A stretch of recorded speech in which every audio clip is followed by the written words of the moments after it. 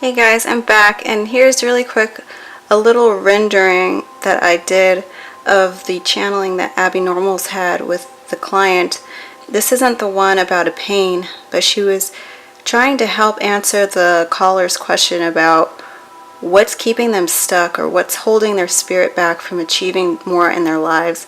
And it got to this amazing part where she started visualizing a person who was in a cave and they didn't know which way to go, so they kept trying to manifest a map.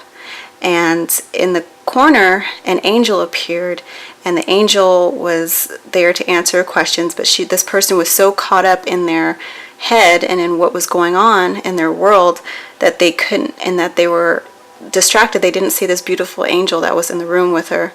And so they manifested this map, and the map was a trick. It was going to tell it to go all these different. It was going to tell her to go all these different directions in this cave, but it wasn't going to get her anywhere. So at one point she starts saying, "You know what?" And she goes and she follows the map and she hits a wall. And as she hits this wall, she starts thinking, "You know what? What if I could just go through this wall?" And all of a sudden the scene started to shift, and Abbey Normal started to say that this girl found a crack in the wall, and the wall started to crack open, and the beautiful floor started to appear. I don't know if you could see it. And it was rubies and jewels and all of these great things. It was a bright, vibrant scene, so different from the cave. And it was full of lush plants and life and all kinds of things. And again, this beautiful, sparkling, colorful pathway that was opening right before her, unfolding for her a new path that just appeared vibrantly in this cave. Like it just split off, and she was just creating it because she was powerful. And instead of being in her own way and in her own head, she manifested this beautiful alternative path that she could just walk through walls and create magic for herself, an oasis. But then she started to say, instead of going towards this new path that she created, she stopped and she started to get afraid and wanted her map, her road map. And she didn't want to follow spirit. She wanted to follow her head that said, "I need directions, I need someone else." And so up from the ground, these vines started to come up and entangle her feet and kind of pull her down, and she didn't see it, but she was in this beautiful scene on the other side that she manifested. It started to diminish and pull her down into this other realm of her thoughts and how she entangles herself instead of making her own way. I thought this was so amazing, and I just drew it as legs wrapped up, and then the top was just spirit, her divine self. So I thought that was freaking awesome of Abbey Normals that she created that image in her channeling. And I was like, man, this girl has some creativity, and I have got to see if I can put that onto paper. Alright, so let me come back in and continue with the story here. Having some technical difficulties. Alright, I'm back. Thank you for taking a look at my little drawing. I appreciate that. So continuing on here. Because of the popular notion that imagination is fictitious, many people react automatically by thinking that such an experience in the imagination would be meaningless. They think, I would just be talking to myself. Just like that image, right? So she's talking to herself essentially, and she's imagining herself as this client that she's doing this video channeling with, and she's asking her spirit, her higher self, to help her find answers for what's blocking this girl. And this girl who's paying her for the service can essentially do this very same thing herself if she did the inner work to learn how to do it. And so this book is saying now that many people, by the popular notion, would think that the imagination work, that what she was channeling in that message was fictitious. And so they react by automatically thinking that they would just be talking to themselves. But if we work with an active imagination, we soon confirm that we dialogue with genuine interior parts of our own selves. We confront the powerful personalities who live inside us at the unconscious level and who are so often in conflict with our conscious ideas and behavior. We actually enter into the dynamics of the unconscious. We travel into a region where the conscious mind had not known how to go. This experience, to be sure, is symbolic. The images with whom we interact are symbols, and we encounter them on a symbolic plane of existence. But a magical principle is at work. When we experience the images, we also directly experience the inner parts of ourselves that are clothed in the images. And that sentence was italicized for emphasis. We also directly experience the inner parts of ourselves that are clothed in the images. This is the power of symbolic experience in the human psyche when it is entered into consciously. Its intensity and its effect on us is often as concrete as a physical experience would be. Its power to realign our attitudes, teach us, and change us at deep levels is much greater than that of external events that we may pass through without noticing. When we experience the symbol, we simultaneously experience the complex, the archetype, the inner psychic entity that is represented by the symbol. When the image speaks, it is with one of our own inner voices. When we answer back, it is the unseen inner part of our own self that listens and registers. It stands before us in the form of the imaginal image. Isn't that amazing? In active imagination, I am not so much talking to myself as talking to one of myselves. And again, that's italicized for emphasis. It is in that exchange between the ego and the various characters who rise up from the unconscious and appear in my imagination that I begin to bind the fragmented pieces of myself into a unity. I begin to know and learn from the parts of myself I had never known before. When people ask me if active imagination is real or if dreams are real, I always think of a detail in the story of Don Quixote de la Mancha. Don Quixote, or Quixote, said he was seeking the bread that is made from better than wheat. He meant, of course, the host, the bread that is eaten as part of the Christian ritual. The host is made from wheat, yet it is also fashioned from the archetype, from the body of Christ, from spirit, from better than wheat. In the same figurative sense, I can say that active imagination is realer than real. It is not only real in the sense that it has a practical and concrete bearing in our physical lives, it also connects us to a world of forces that are superpersonal and transcendent. It allows us to participate in shaping the flow of the principal streams of energy that join together in each of us to form the long-range patterns of our lives, our relationships, and our attitudes. It affects us on a level of realities that go deeper and affect us more profoundly than any local event in our daily lives. By comparison with these huge inner forces and the long-range contours and directions that they establish in us, the worries and decisions of daily life turn out to be mostly ripples on the surface of a huge river of life that moves slowly and inexorably toward its goal. Dream work and active imagination attune us to the larger vision of life, to the direction of that huge river. They pull our minds briefly off of the ripples and local cross-currents that preoccupy us most of the time. We therefore come to sense that dream and imagination connect us to a level of existence that is not only real in the external sense of reality, it is more than real. Isn't that amazing? That's all I can even say. I'm sorry for saying that so much, but it truly is. It boggles the mind how amazing that is. And that we don't know it. That's why we need to share this information, because who knew, right? Just briefly before moving on, I want to say also another idea of what he's talking about when he says that when you enter the imagination, you're not talking to yourself, but you're talking to one of yourselves. And you say, what does that mean? How are there more? There's only one me.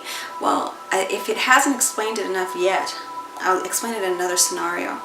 Trauma victims are an extreme example, or people with multiple personality disorder, so to speak, or split personalities. That's basically a person that's jumping into different characteristics or different splitting off of themselves into different identities that they have a conscious connection with their inner world and outer world, but their active imagination, their pineal gland is permanently switched on. Also, in that video that I just watched about the pineal gland, it mentioned that people who suffer from schizophrenia and hallucinations are essentially in a state where their pineal gland is switched on and it's stuck in that activated position. And with more information on this and more study, imagine the kind of healing work that could be done. Who knows? No disrespect to anyone who knows or who personally has one of those horrible psychological conditions, but just the fact that information could do so much more than the information that we're getting and have gotten so far, which suppresses this kind of information. But that's further from the point. What I'm trying to say is that those people who have their pineal glands, so to speak, stuck in that on position, which is why hallucinogenics and like LSD and the like, which also activate this pineal gland during the waking state or during the conscious state, is not only do those people experience that, but we experience it on an inner level. So we split ourselves off. So every situation that you encounter in life where you make a decision, there's an alternate decision. There's many other probabilities, and each of those create a timeline. So you've heard of parallel universes. There's just all these simultaneous options that you could go through. Like imagine a video game where they give you, Zelda, or they tell you you want to pick this or pick that, although it carries you along the path. But imagine if the whole game altered by your decision. So say something happens and it damages your personality. Say you're a child and you go to speak to your father and you want to go embrace him, and he says, "Get away from me, I'm not," what are you? And he says something offensive to you about your orientation, your sexual orientation. And you were just looking for some sort of affection. Say you're a young boy. And this, you go off and you try to brush it off, and if deep down it hurts you, but in order to act like a man with our societal skewed perception of what that is in itself, you suppress that feeling and you think nothing of it. You've actually split off your personality to suppress that feeling and that trigger in your mind of what this person has placed on you. That rests now, festers under the surface in your unconscious.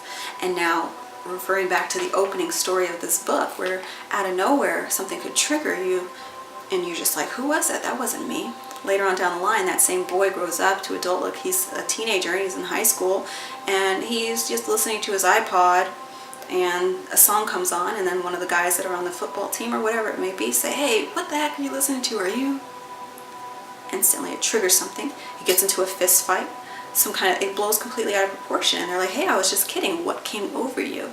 That's the unconscious mind. When we split ourselves off from different events that we suppress, doing this inner work can have us bring to the surface different things that are parts of ourselves that we've suppressed.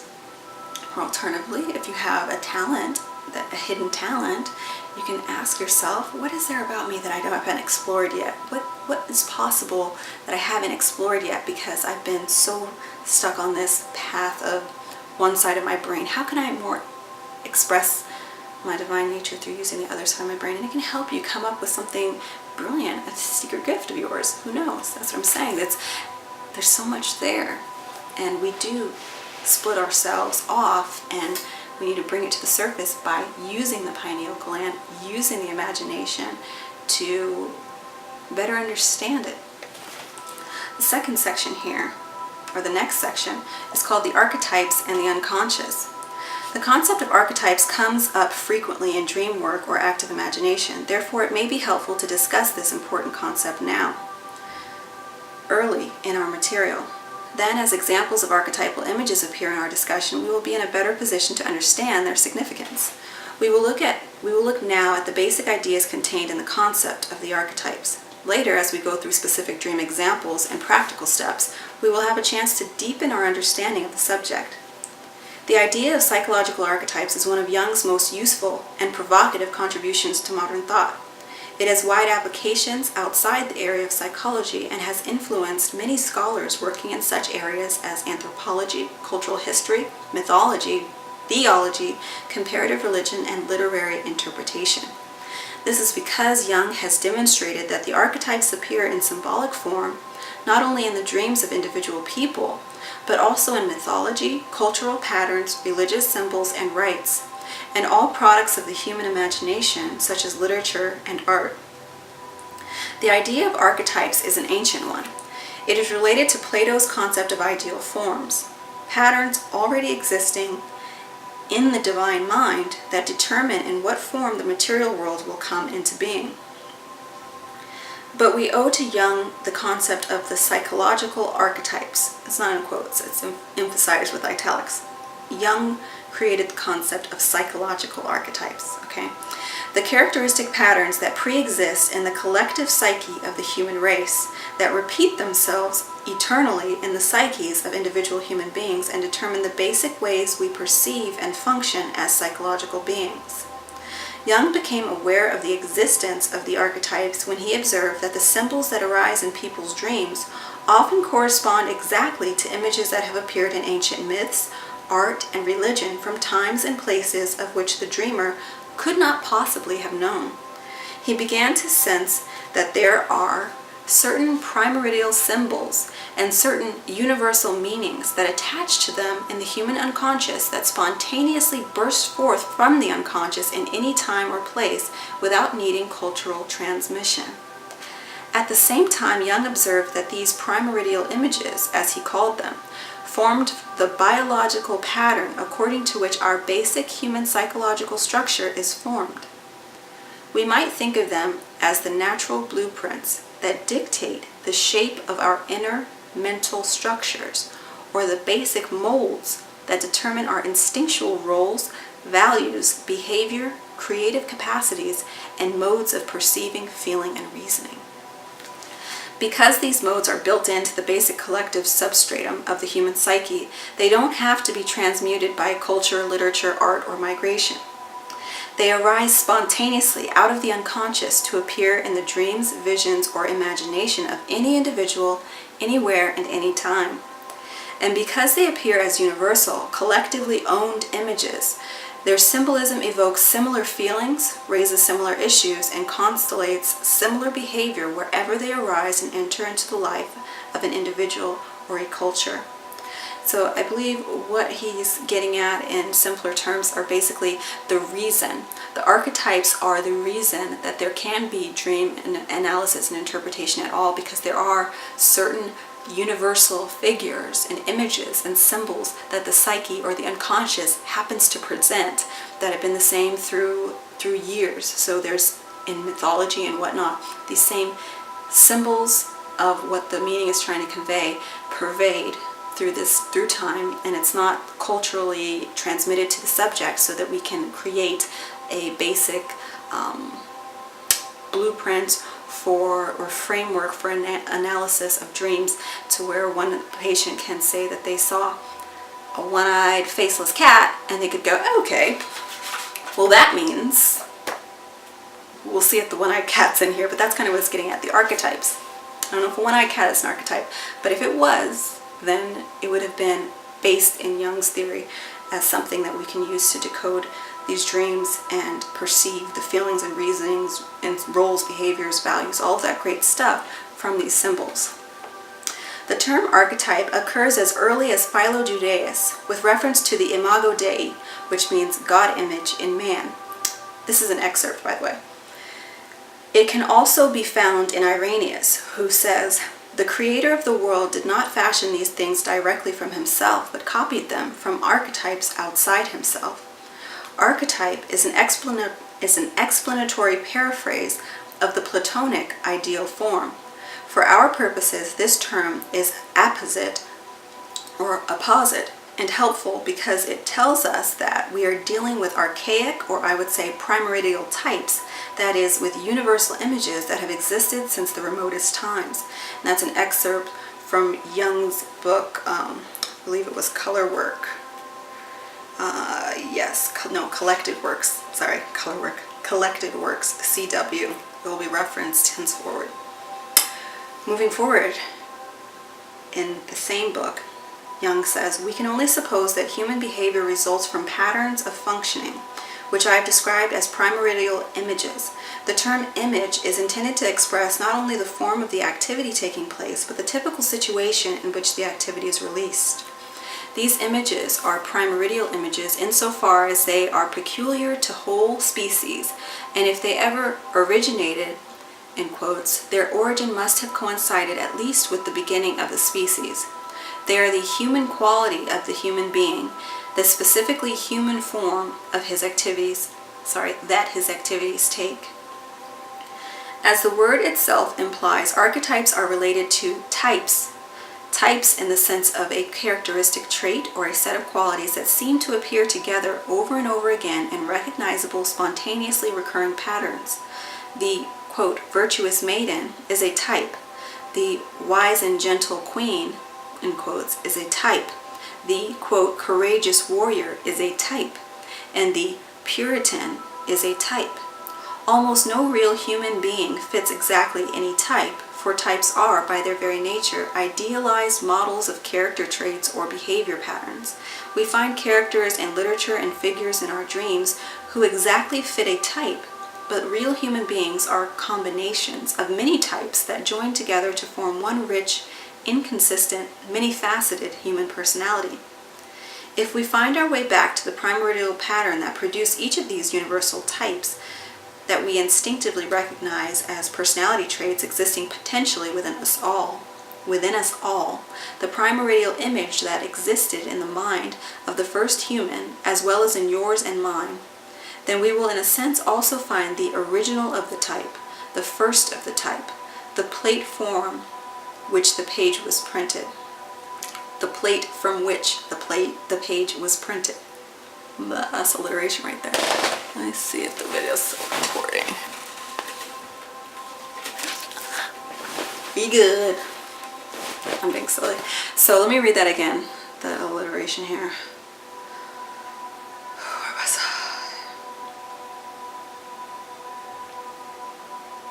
I?